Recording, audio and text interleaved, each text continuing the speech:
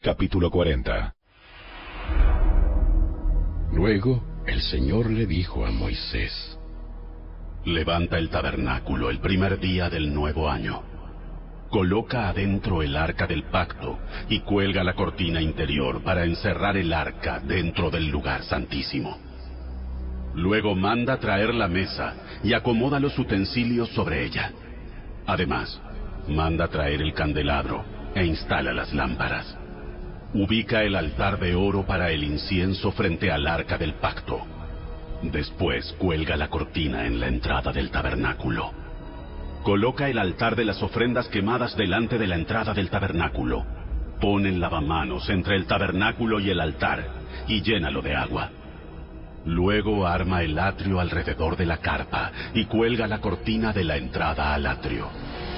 Toma el aceite de la unción y unge el tabernáculo junto con todo el mobiliario, a fin de consagrarlos y para que queden santos. Unge el altar de las ofrendas quemadas y sus utensilios, a fin de consagrarlos. Entonces el altar será completamente santo. Luego unge el lavamanos y su base a fin de consagrarlos.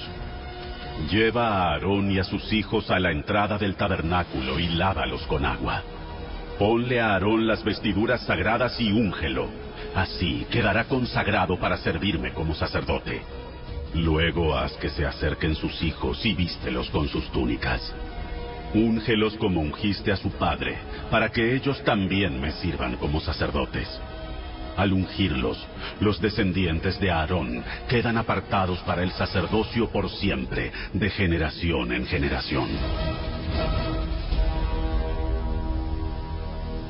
Moisés hizo todo lo que el Señor le había ordenado. Así que el tabernáculo fue armado el primer día del primer mes del segundo año. Moisés levantó el tabernáculo. Primero situó las bases, encajó los soportes, fijó los travesaños y colocó los postes. Luego extendió las cubiertas sobre el armazón del tabernáculo y puso las capas protectoras encima, tal como el Señor le había ordenado.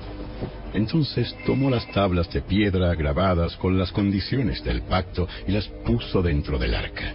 Después sujetó al arca las varas para transportarla y a la tapa del arca, el lugar de la expiación, la colocó encima.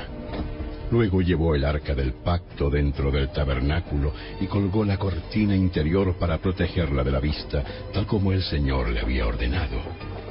Después Moisés ubicó la mesa en el tabernáculo en el lado norte del lugar santo, justo fuera de la cortina interior, y acomodó sobre la mesa el pan de la presencia delante del Señor, tal como el Señor le había ordenado. Luego puso el candelabro en el tabernáculo, en dirección opuesta a la mesa, en el lado sur del lugar santo.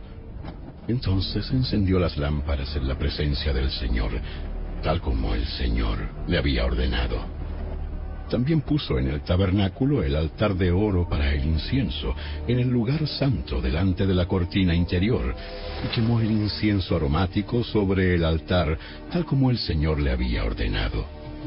Después colgó la cortina a la entrada del tabernáculo y ubicó el altar de las ofrendas quemadas cerca de la entrada del tabernáculo.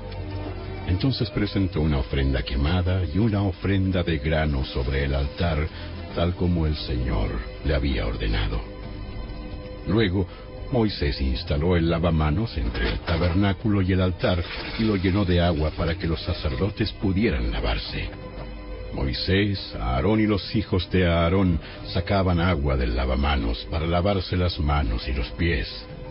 Se lavaban cada vez que se acercaban al altar o entraban al tabernáculo, tal como el Señor le había ordenado a Moisés. Después, Moisés colgó las cortinas que daban forma al atrio que rodea el tabernáculo y el altar.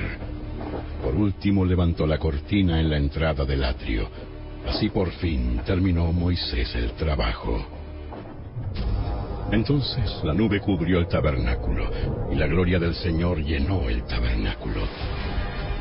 Moisés no podía entrar en el tabernáculo porque la nube se había posado allí, y la gloria del Señor llenaba el tabernáculo. Cada vez que la nube se levantaba del tabernáculo, el pueblo de Israel se ponía en marcha y la seguía. Pero si la nube no se levantaba, ellos permanecían donde estaban hasta que la nube se elevaba. Durante el día, la nube del Señor quedaba en el aire sobre el tabernáculo, y durante la noche resplandecía fuego dentro de ella, de modo que toda la familia de Israel podía ver la nube. Eso mismo ocurrió durante todos sus viajes.